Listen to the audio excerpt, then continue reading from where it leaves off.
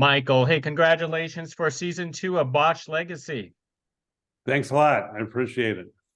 I know this series has been going on a long time with Bosch and now Bosch Legacy. Tell us in your words, what is the secret to the success? I think it's the characters, the connection of characters to viewers. Most people who watch the show have not solved murders. And I don't think that's why they're watching it. I think they connect somehow to one or all the characters.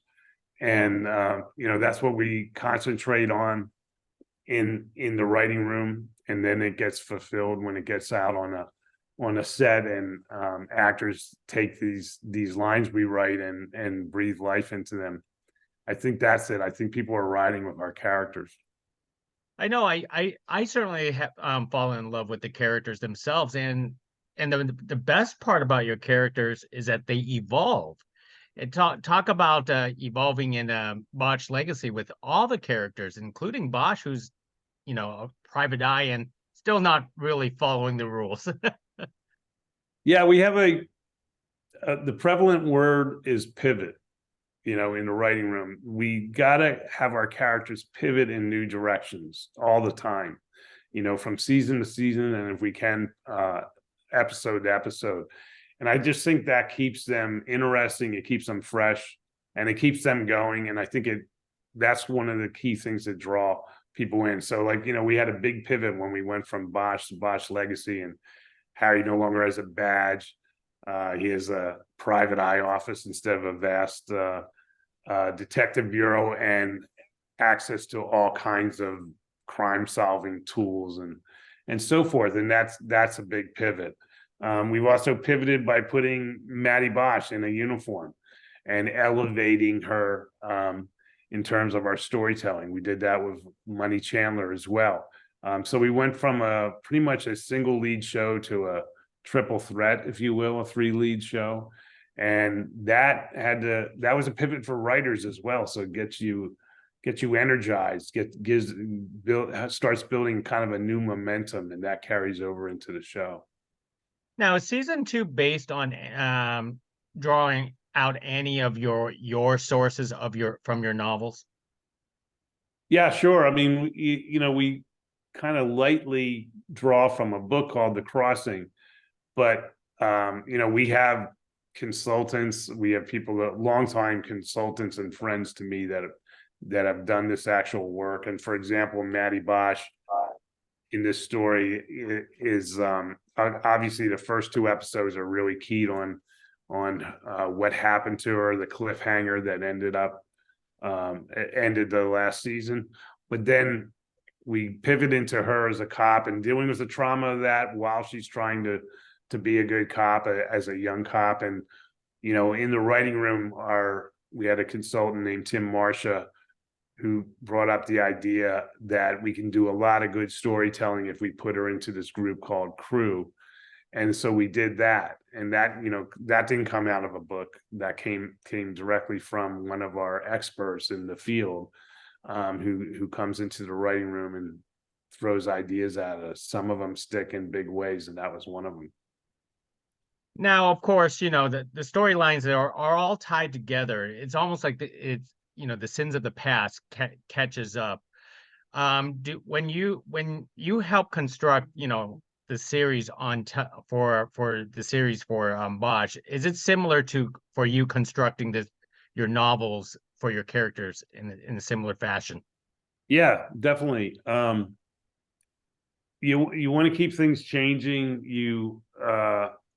The show benefits by having way more creative minds than mine. We have 6 or 7 writers in the room, and there's a period when you start out where you don't have plans and you're just kind of throwing out, we could do this, we could do that.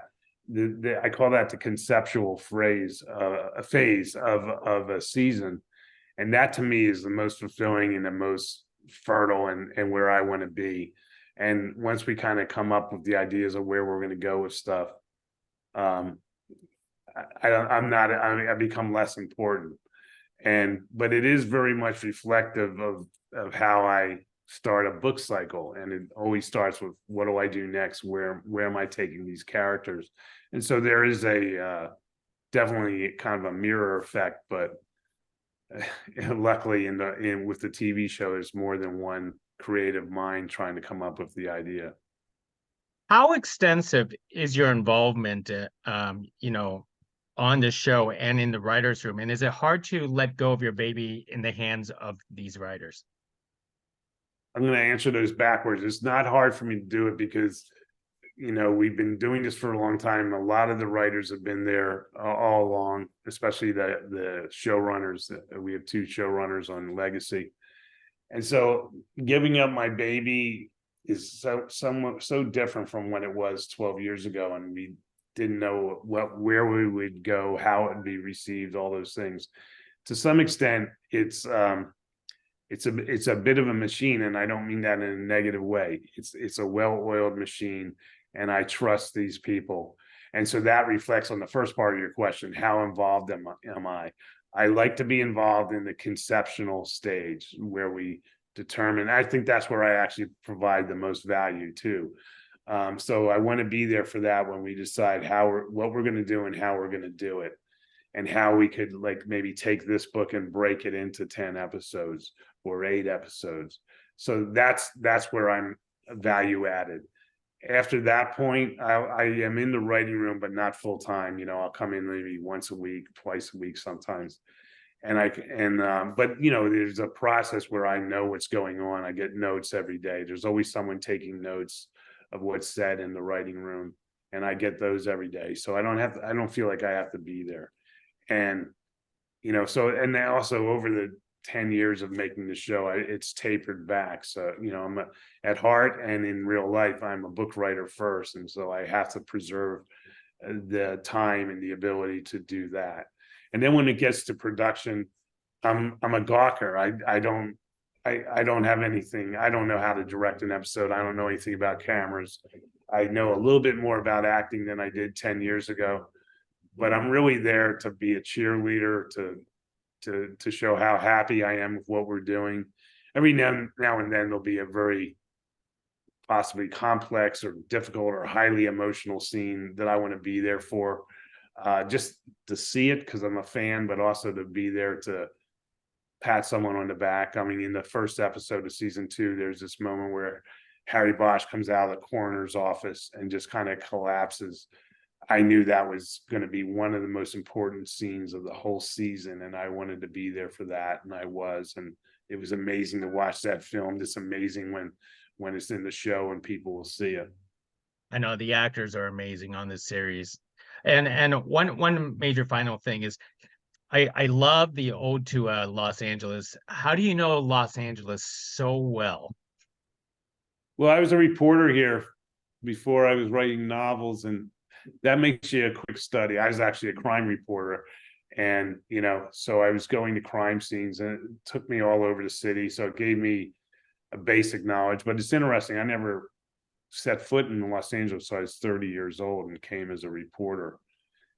But that work makes you a quick study, and I've always, in my books and carried over into the show, I'm very much aware that Harry Bosch should be emblematic of his city. He's got to draw, his feet have to be planted in the real city. And I do that in the books, and on the show, I'm very proud that we, our episodes take 8 days to film, and the shorthand is 2 in, 6 out.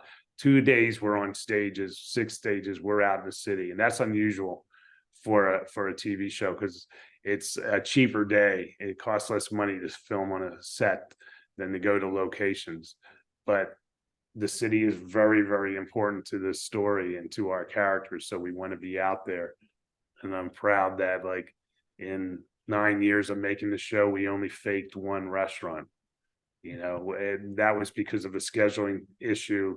We were filming in the middle of the night, so we made a fake restaurant with a view of downtown, but otherwise all the restaurants are real, and on the locations are real, and we get a lot of access because people celebrate how the show does celebrate the city.